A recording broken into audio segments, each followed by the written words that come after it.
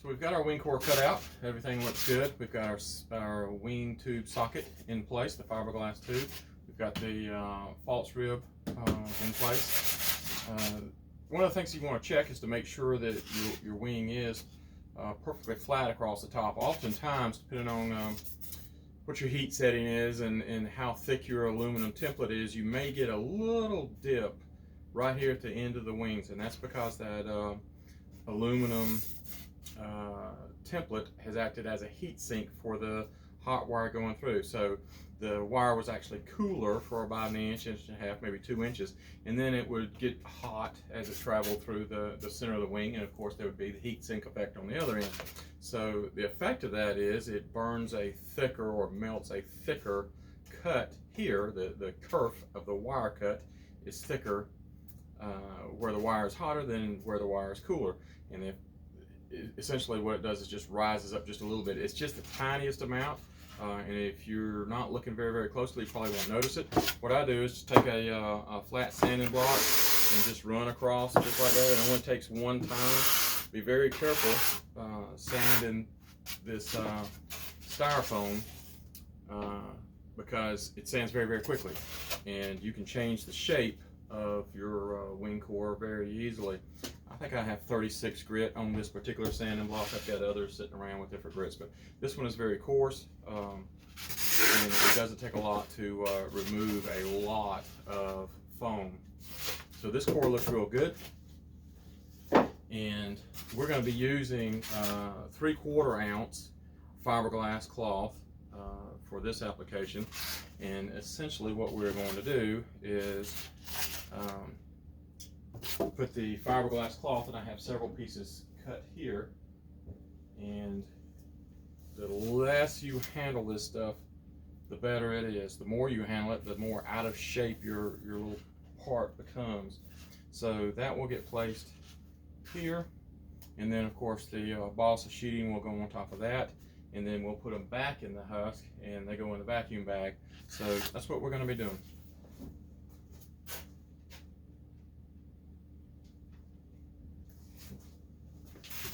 All right, the first thing we need to do is prepare our balsa. I use 3-inch strips for this application. It's just this wing happens to be 13 5/8 wide, and 3-inch strips works out just perfectly there. So I could use 4-inch. 4-inch is a little more expensive per square inch, and we don't worry about that. We're not worried about having to have big wide pieces. It would mean that we have less pieces to attach, but that's not that big a deal, as you'll see. One other tip that I have failed to mention: when I'm cutting out the fiberglass and other parts, I have drawn on my temporary workboard here that's on top of this little table. I have drawn just an outline of what this particular surface needs. So I set it up on the end of the board, and I just roll it, and then I just take a Sharpie and put my mark around the outside, and that tells me how big my pieces are.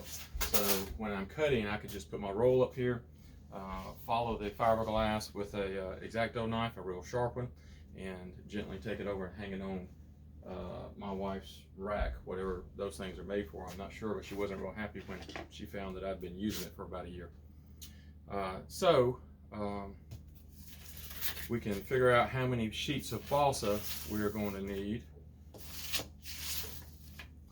by lining them up, and make sure that we at least overlap our mark there, and we do. This wing happens to be 36 inches long, and that's not by mistake. It's designed that way because that's the length that you can get the balsa sheeting in. You could buy the sheeting in 36-inch lengths or 48-inch lengths. Of course, it would be wasteful to have an extra foot hanging out there. If my wing was just a little bit longer, then obviously I would have some waste. So this particular plane, this particular wing, is designed around the supply of balsa that I have. So we'll get to putting these together. The first thing you want to look for is to make sure that you don't have any gap at all. And try to zoom in here a little bit. There is absolutely no gap. When I squeeze these together, is what I'm doing with my hands here, I don't see any gap. So I take a little piece of tape, tape that nice and tight, squeeze with my hand again over here while I'm holding down in the center, and put another piece of tape. And just work our way down. I generally put about 5 pieces of tape on there, holding that good and tight. And then I start on one end, and this is just blue painter's paint from the big box stores.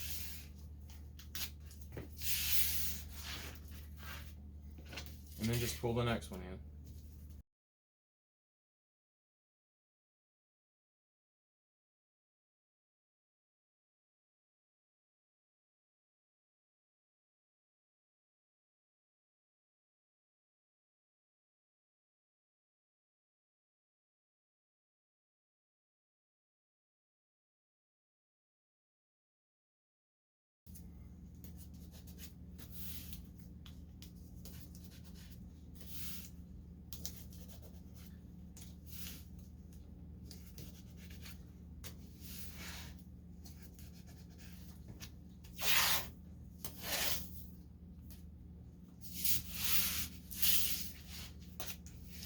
Now again, push this tape down real good.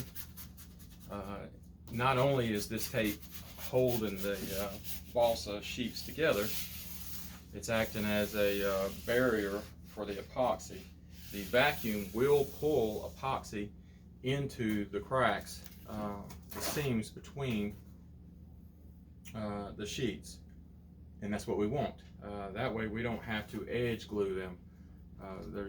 As you will see, by the time this sheet comes out of the vacuum bag, it will be perfectly glued between each of the seams, and you don't have to worry about a crack opening up. Again, the vacuum pulls that epoxy into every little void that there may be in this sheet.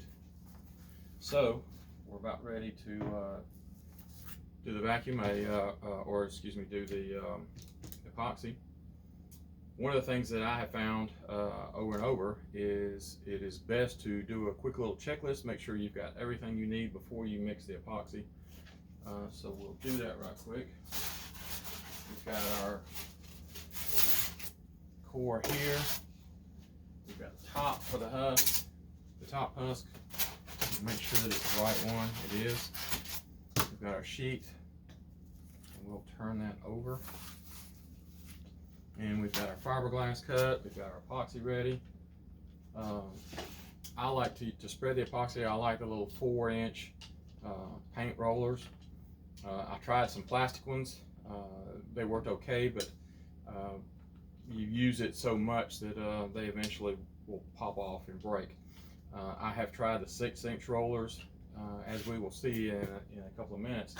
We'll start off with 3 squirts of epoxy when we're making one side here or one wing, and we'll notice that it takes about half of a squirt of epoxy just to fill the roller, and of course that's going to be waste because you only get to use the roller for an hour or so before it is set too much and you have to throw it away. So I have found that it's better to use a smaller roller so you don't waste as much epoxy just loading the roller. So we've got a roller, we've got a clean roller on there. Again, I just buy these at the big box store in bulk. I think we're ready to go. I think I'll go with red dye today.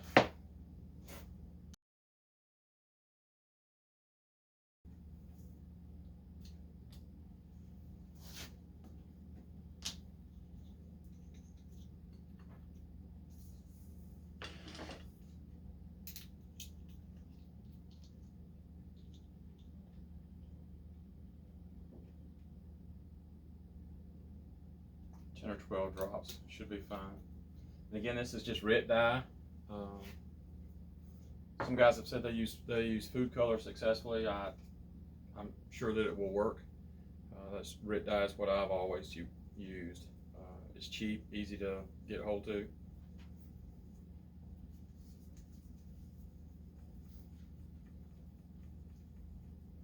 And when you're you're stirring this epoxy again, make sure that you get it out of the very corners of the bottom of the cup and scrape the sides very well.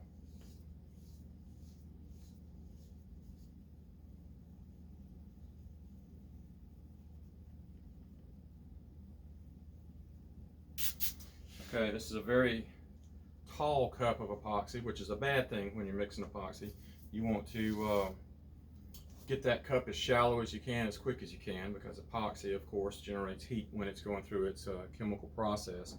And the taller the pore, the less it's able to radiate that heat off of itself, and you'll actually speed up the reaction having a tall pore like that. So I like to get that cup emptied as quickly as I can. If I can get it on this sheet and get it spread out, that slows that epoxy clock down a whole lot.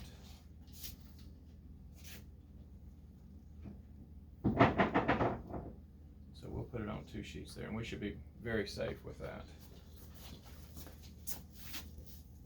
And get it spread out good.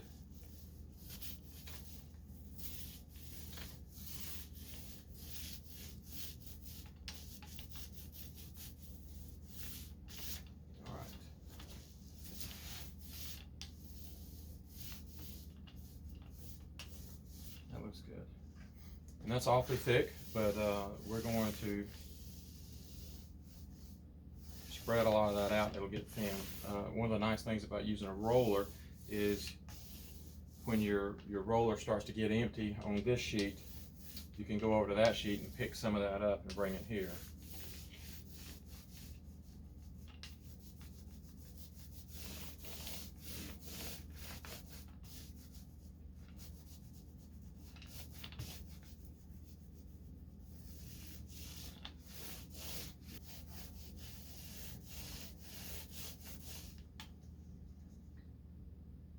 Now we'll take the core itself and just wet it just the tiniest bit. We're not putting a lot of epoxy on this core.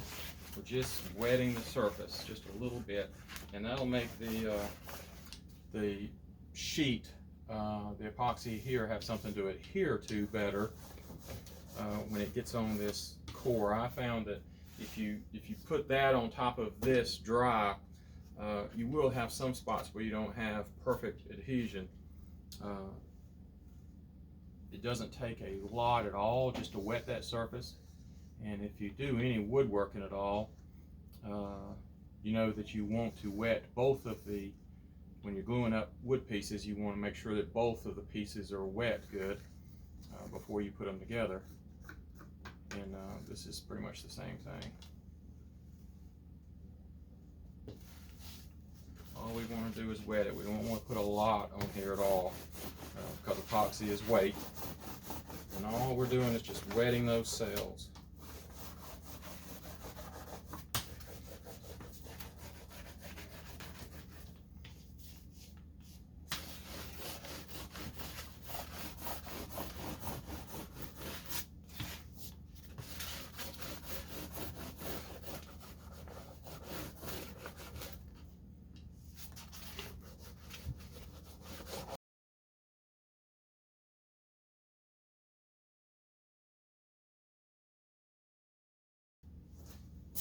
Now we'll take our piece of fiberglass. Again, this is 3/4 ounce, 0.75 ounce. And there's really no easy way that I have found to get it to line up nicely. Just have to be very gently setting it down. Sometimes they go right down with no problems at all, nice and straight with no wrinkles. And sometimes, even though you do it exactly the same,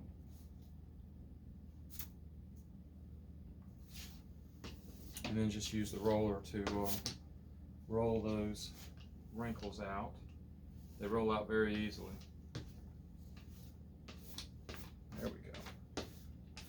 And make sure that you get the epoxy wetted good, or the fiberglass wetted with the epoxy good.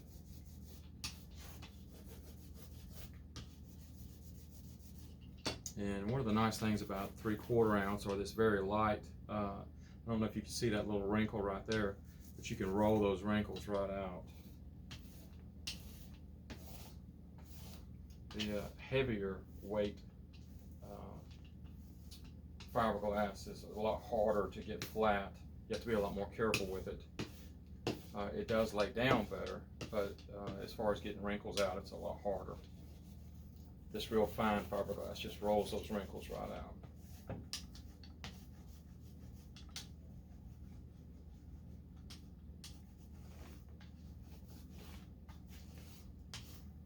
So there we go. And I actually think this piece is actually wider than we need, so we'll double check here. Roll it on around, and yes, it is. So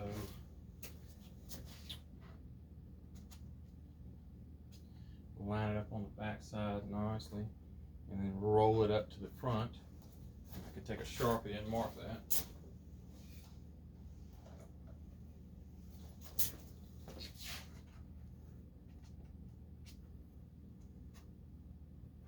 That's just a case of getting in a hurry and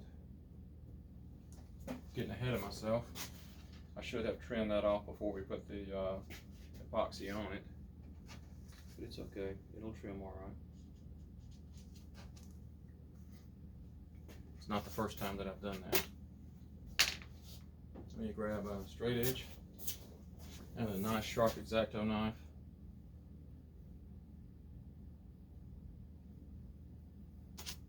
And we'll be able to cut right through.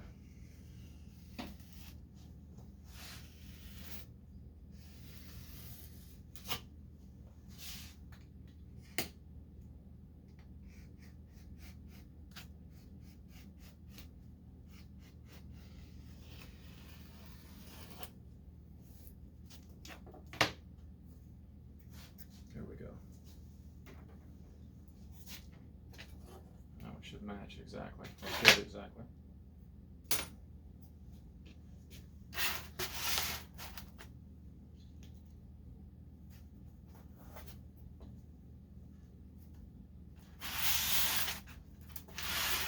Now I like to get this piece set up here and get it exactly flat on the back side.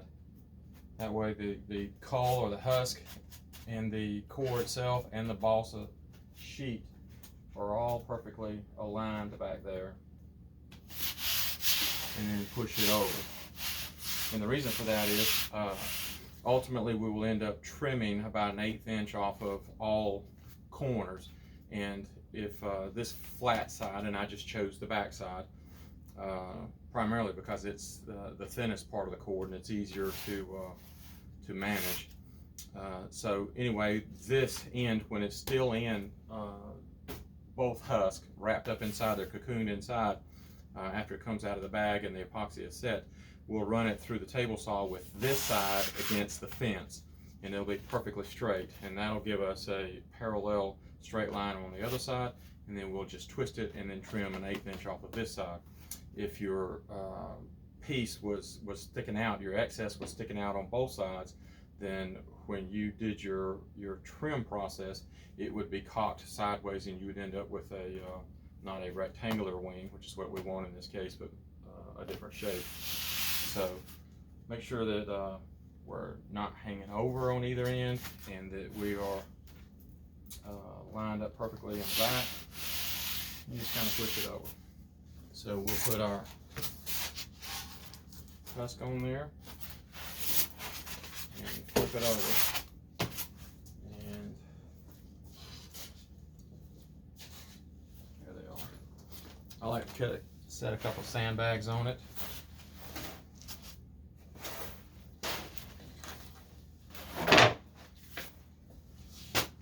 And that'll just help hold the shape real good on the piece that we've got in there. It will actually, in just a few minutes time, because that epoxy has got that balsa wet, it'll actually form real nicely to that. Of course, the epoxy will still be wet, it's not cured, but that wet balsa will maintain that shape better and be easier for us to work with.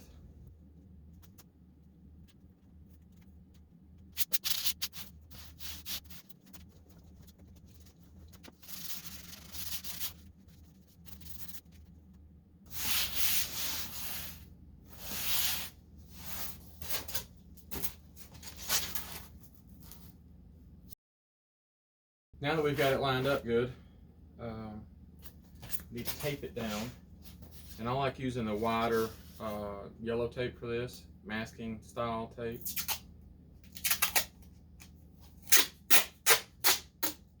Just because it seems to hold better. It's a lot tougher tape than the blue painter's tape. Double check, make sure you're lined up perfectly in the back. Pull your tape nice and tight so it acts as a clamp. Go to the other end. Get everything lined up and registered off that back edge. All three parts of the wing, the bottom sheeting, the center core, and the top sheeting are all lined up perfectly here. And we squeeze it tight while we put some tape on it. Helps to have a sandbag to hold everything still. Double check it. It looks real good.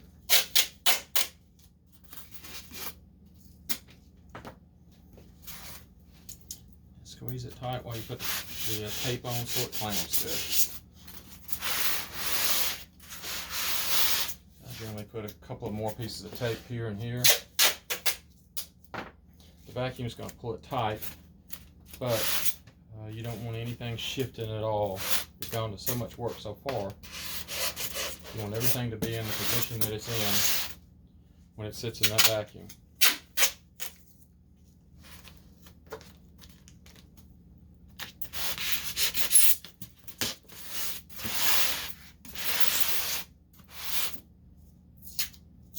And we're not worried about any overhang coming out the front as long as it's not long.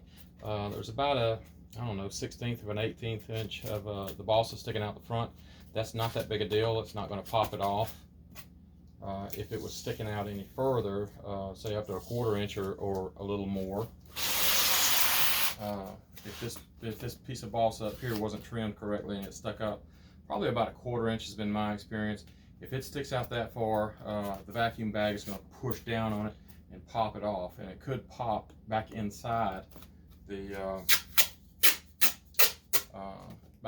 coal here, and you don't want that because that's going to cause a problem with your finished piece.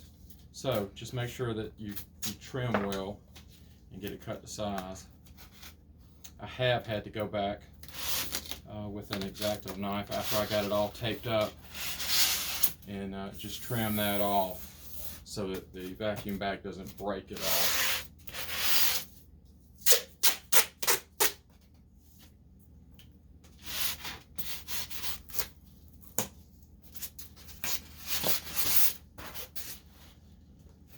All right, it's very secure inside this little cocoon now. So the next thing we want to do is protect our vacuum bags. They're pretty expensive. So any sharp corners of balsa like that, we just take our sanding block and just sand those over a little bit. That's nice and sanded. A couple of sharp corners sticking out right there that could damage the bag potentially. The bags that I use are very durable, but still you want to take care of them. Looks good. Ooh, there's a real sharp one right there. And this is hanging out a little bit more than I like.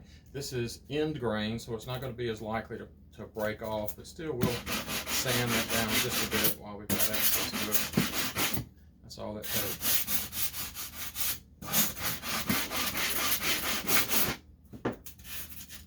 Good. That won't damage the bag. Now, to further help our bag out, we're going to put some tape over this end. And this is not holding the wing core in at all. This is purely bag protection. Right now, all of this fiberglass is very pliable. It's wet. It's got the wet epoxy on it, so it's very soft. But once that epoxy hardens, all these little bits of fiberglass that are sticking up now are going to be little needles, and they will destroy a vacuum bag. So the best thing to do now, while they're very pliable, is bend them over and put some tape over them. Tape's a lot cheaper than vacuum bags.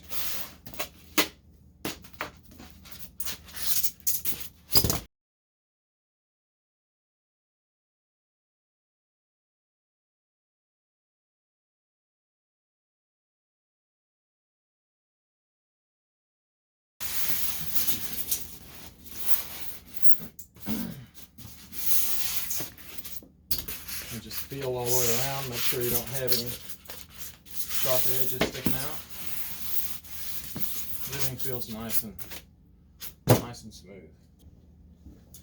Now I'll take a X-Acto and just poke a few holes periodically right in the center of the foam that is the wing core, just to make sure that we're allowing that air to get out. Doesn't matter where they are. Just do it every 5 or 6 inches. I put it in there and twist it a little bit. And oddly, I have never been able to find these holes when I go back and pull this core out of the vacuum bag.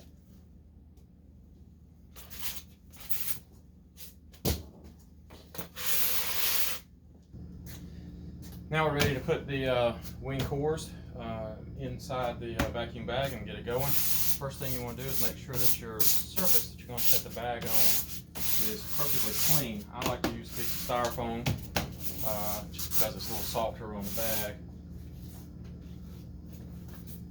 Although this bag is very, very tough, it lasts an awfully long time. I'll use this bag for a couple of years, and the better care you take of it, the longer it's going to last. Let's get these put on a plenum.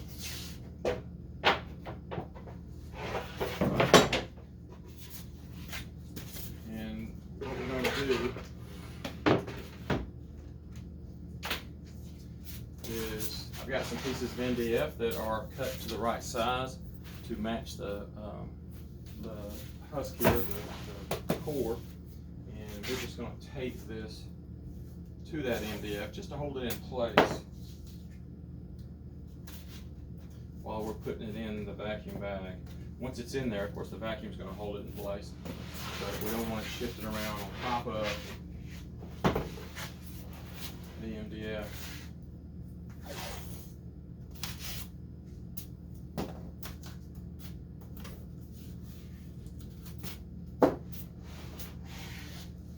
I don't know what happened, the camera cut off for just a second. But anyway, I've just placed our assembly inside the bag here, get it straightened up, seal it up, and we'll turn the vacuum on it and let it go for about 3 hours. Okay, so about 3 hours later, I've pulled the wing cores out of the vacuum bag, and we'll take it out of the husk and see what we have.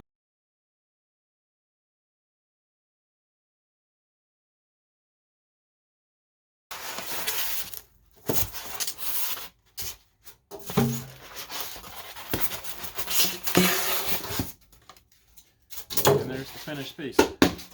Looks really nice. That is super straight. I don't know if you can see that. It's very straight. So we have to remove all of the tape that held the sheets together to start with.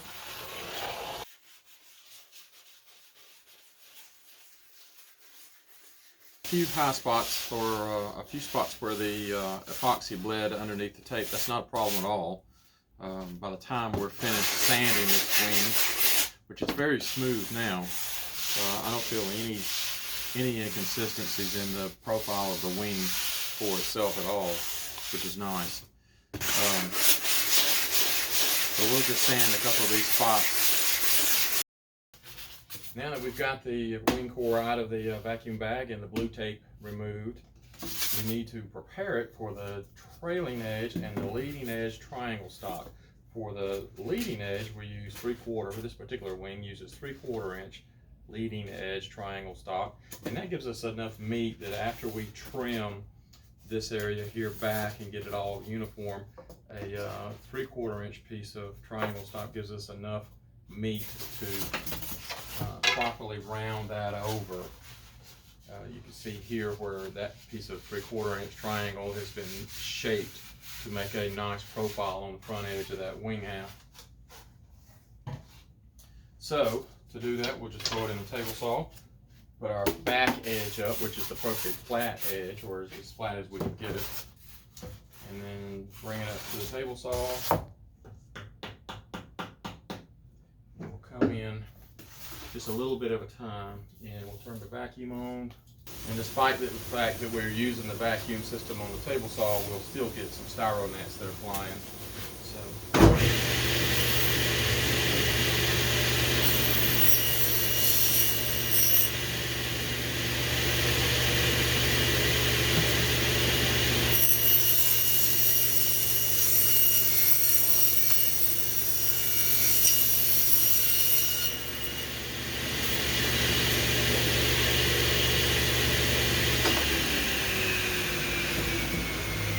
Very nice.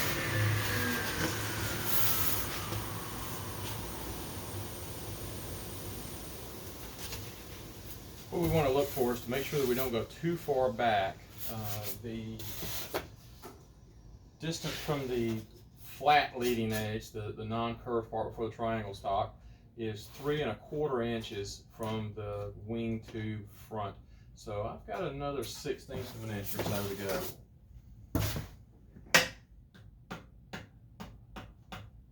And I want to locate the back side of this triangle stock at the same location on both of these wings. That way one wing doesn't sit forward of the other when you put the wing tube in and mount it in the plane.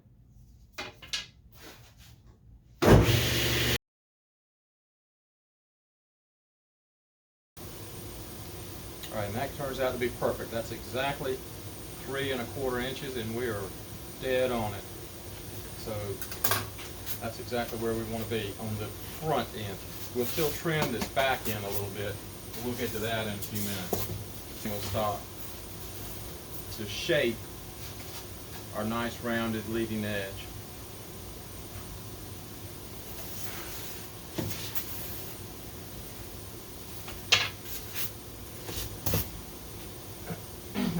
We'll come in just a little bit, probably about a 1/16 of an inch, and trim the rear.